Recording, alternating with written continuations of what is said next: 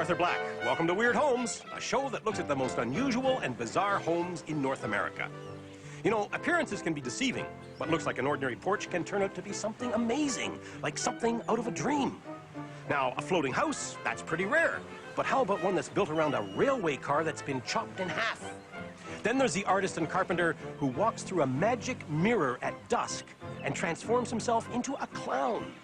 Oh yeah, we'll also visit a fella who lives in an airplane. Chair backs and chair tables in the upright position, folks. Here we go. Look, down at the dock. It's a boat. It's a plane. Yep, and it's Dave Drimmer's dream home, too. For more homes fresh from the unfettered imagination, we'll drop in on Clement Cote and his collection of hobbity-looking habitats. And if you've ever had the dream of living on the water, well, Henry and Renee Bear can show you how to embark on that journey in style. Full speed ahead. This is the street Dave Drimmer lives on, the New River, the main highway for boat traffic in Fort Lauderdale, Florida. That's Dave's rig parked by the curb there. And if you think it looks like a plucked airplane, you're right. Used to be a Boeing 307 Stratoliner. Now, it's Dave's home. Dave's a single guy, recently retired from the printing industry. Is it just a touch peculiar to make your home in a floating fuselage? Perhaps, but Dave Drimmer is no stranger to weird digs. I lived aboard a small houseboat that I rented for a couple of years while the owners were out driving around in their mobile home. So that got me hooked on living aboard boats. I really enjoyed the sensation and the environment of living aboard a boat. And there was an ad one day in the local paper for a unique 56-foot houseboat. That's about all it said. It didn't say anything much more than that.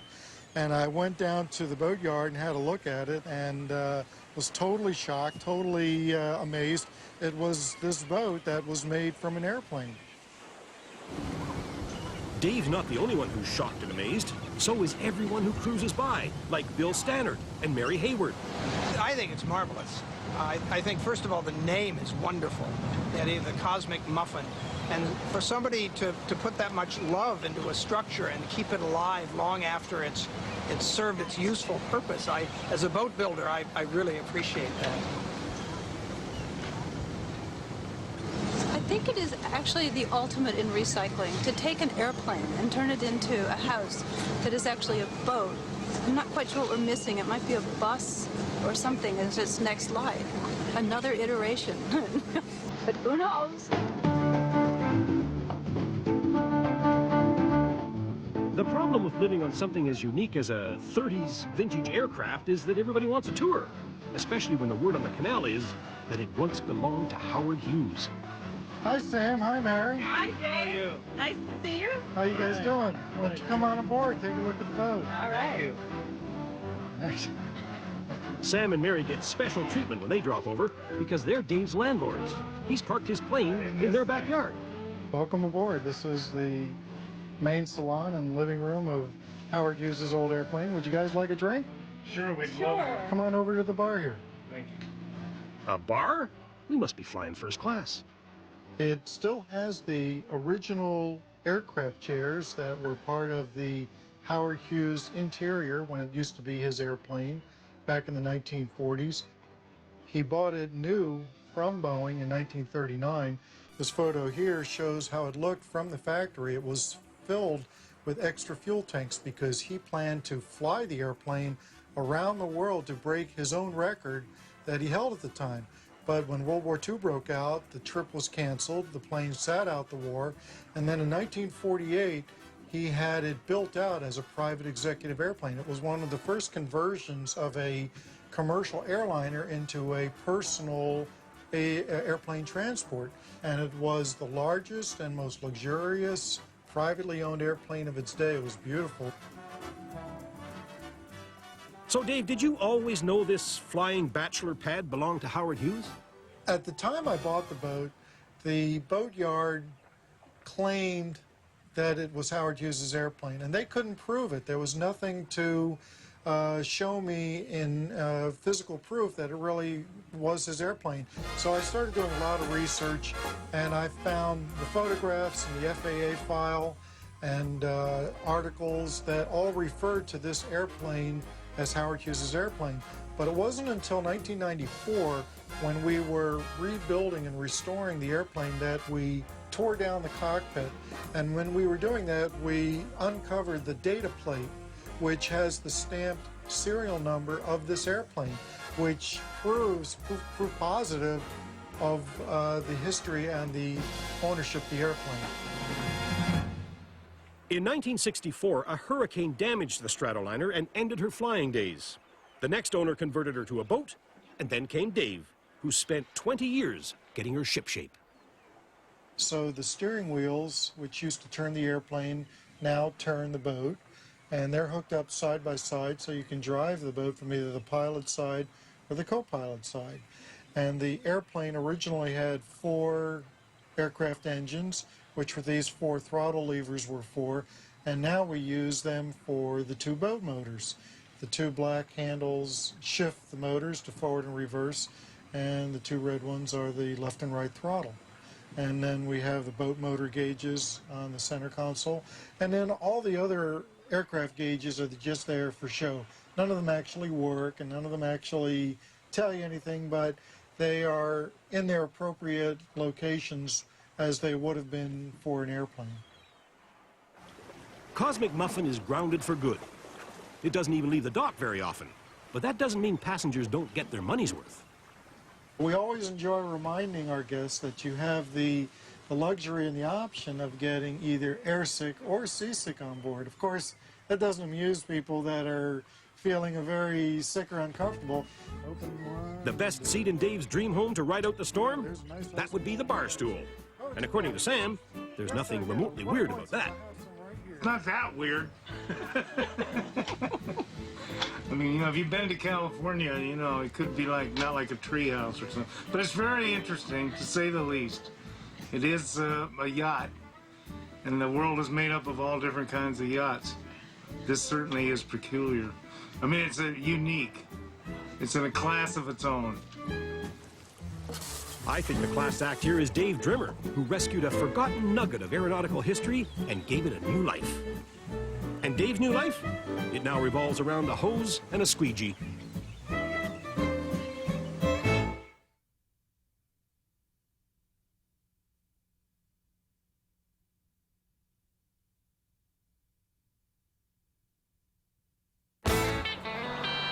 An hour south of Quebec City, you find yourself in a region famous for its folk artists. The telltale signs are acreages dotted with gazebos, cabanas, and teepees.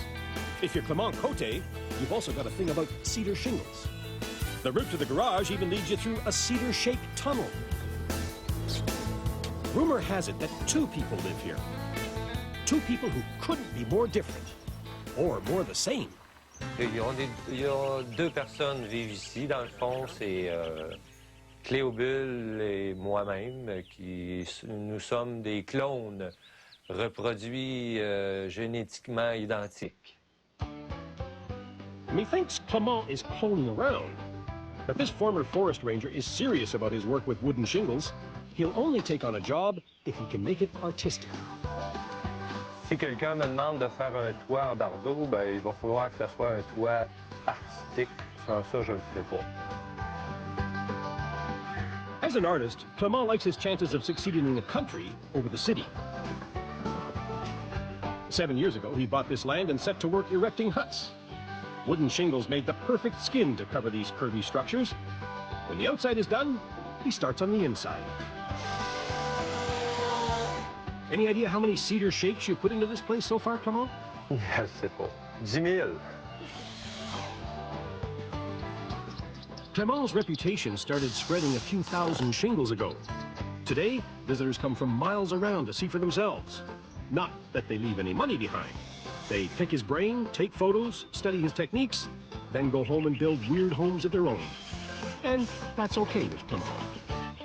Mais pour moi, c'est pas grave. C'est sûr que j'aime pas qu'il me fasse perdre mon temps, mais c'est pas grave parce que je le fais souvent Et l'important, c'est d'être celui qui était le premier à faire ce genre d'œuvre-là. Plus qu'on donne, plus qu'on reçoit, dans le fond. Clément's structures honor heaven and earth, everything from spirits to volcanoes. Alors, on voit un peu l'effet du volcan qui fait que ça prend de la chaleur pour créer de la vie. Alors là, on a la spirale de toute la vie qu'il y a eu dans l'humanité. Et on se retrouve encore avec une forme, je dirais, volcanique, d'où sort la vie. Clément's imagination isn't limited to walls and roofs. His range covers everything from flowers to footwear. Alors, celle-ci, c'est ma première que j'ai construite. C'était une grosse bottine qui représente la bottine d'un clown. Aha! A clown shoe. Then that clone of Clément's must be a clown after all. Alors, on peut rentrer par ici dans la bottine de clown.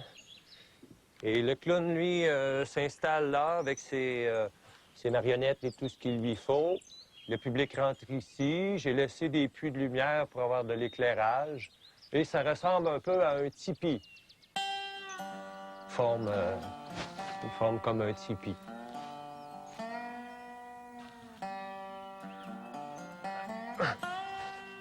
What kid wouldn't go nuts at the chance to crawl around in a giant clown shoe that turns out to be a teepee? But the magic's just begun. Watch what happens when Clément, like Alice, goes through the looking glass.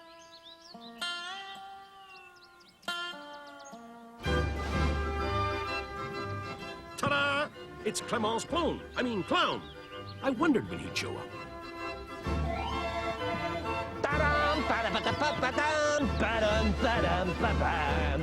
Bonjour, my name is Cléo. Je vis dans un chapiteau. But Cléoboule, what happened to Clément? Alors, oubliez Clément, c'est un intellectuel de l'art et croyez plutôt que l'imaginaire est plus proche qu'on le pense.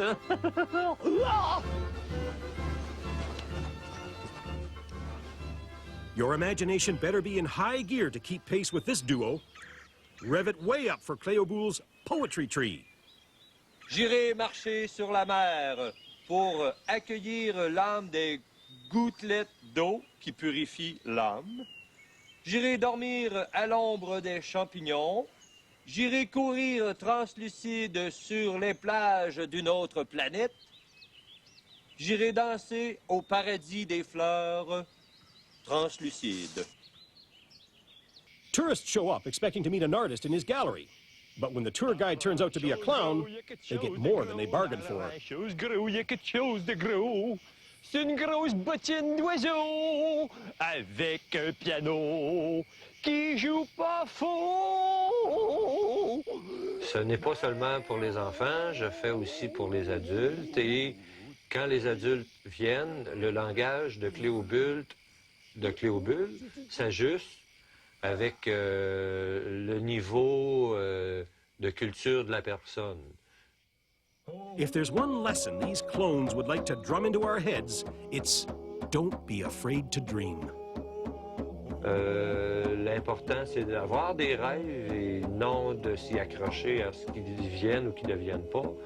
Parce que quand on rêve, on a toujours de l'espérance. Alors moi, je vais toujours rêver d'une manière ou d'une autre.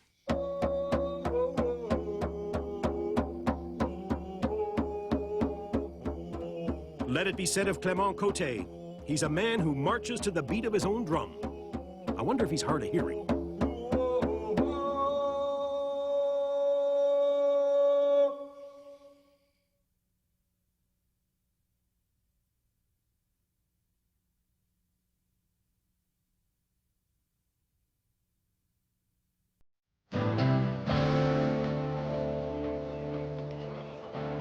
Henry and Renee Baer loved everything about the San Francisco Bay Area, but it took them only 5 minutes to decide there was no better place to live than the Sausalito waterfront. No, they're not sailors. Henry's a dentist, and Renee an interior designer. And it wasn't the long trek to their front door that sold them. It wasn't even the community that thrives along this dock, from the kayak club to the fencing lessons to the welcoming committee. Hey, Weird Homes, how you doing, man? It was simply the house with the weirdest reputation on the pier. Something about it once being a train. He never invites me inside, so, you know, from the outside, it's, well, I don't know about that Satan flag that he's flying up there. You know, I mean, it's kind of a little bit spooky. He also has that Darth Vader-esque vent up there, you notice? Funny. That's all I can say. Funny, all right. It is a railroad car, an 1889 Pullman. The railroad car itself was used as a rental unit in Mill Valley, and Keith Emmons, the builder of this, found it, and he had the idea of putting it onto the 20 by 40 foot barge and created the houseboat. You're right now in the Pullman section of the railroad car. This is a 100-year-old railroad car that went from San Francisco up to the Oregon coast, and we converted this Pullman area into sort of a family room, TV over here, and the bathroom and amenities are over here on the right-hand side. Living in a railway car can mean making some sacrifices. The Bears had to chop almost a foot off their precious glass-top dining table. Okay, now we're entering into our living room area. And if you look, you can see the Pullman car was cut in half. It was a full-length car, cut in the middle, and folded like a V. And the passenger section is over here. The Pullman section and the luggage section is to my left. German-born Renee never considered living in a houseboat, but a train boat? Well. When our real estate agent showed it to us, I fell in love with the architecture of it, the idea of it, immediately. I loved all the little angles and the coziness, the smallness of the place, all these little corners, and the uniqueness of living in a train, literally, on water, so. With a little imagination, you're back on the San Francisco Northern Pacific Railroad a century ago. The reality, of course, is a different story. The boats are moored. We happen to have 12 of these 1.5-inch mooring lines, which holds it in place. During a heavy storm, these lines are on full tension, and you can hear them creaking and moaning and groaning, and it gets a little frightening because the houseboat kind of sways from side to side. Actually, I find out that most men envy me because there's a part of male philosophy, I think, that wants to be on the water, that wants to escape. Women love the place, but they often comment that I'd rather be on terra firma. I think there's a gender difference in terms of attractions for houseboats. We moved here about 10 years ago, and I loved the house, but not the idea of actually having it float on water. I couldn't really get the concept. That was going to be safe, and it's not going to sink. And over the years, I've gotten very comfortable with it. I would not change living anywhere else or on land for anything. No question Renee is settled in now. Ask Henry. So this is Renee's shoe closet. This is her chest of drawers. This is her chest of drawers. This is her chest of drawers. This side is her chest of drawers, and this is mine. Now, I'm very pleased with this because she allowed me to have at least a few spaces. Henry showed you how much he has? Right, right. I could use his too, and more. Henry may have lost the battle of the sexes, but it sure doesn't show. After all, he and Max have the penthouse. This is a train with a view. There he is. Okay, now you're out on the deck, and you can see Clipper Marina in front of us. There's probably about 250 boats out here. 99% of them never leave the berth. Once in a while you see them rocking and rolling, but basically people just like to have a boat for the joy and pure pleasure of owning a little boat. Or the joy and pure pleasure of owning a floating patio. That's friend and neighbor James Mentor putt-putting our way. Hello, Deb. If Henry and Renee are going for a ride, so are we. It's not every day you get invited on the Sausalito Potted Palm Cruise. All aboard!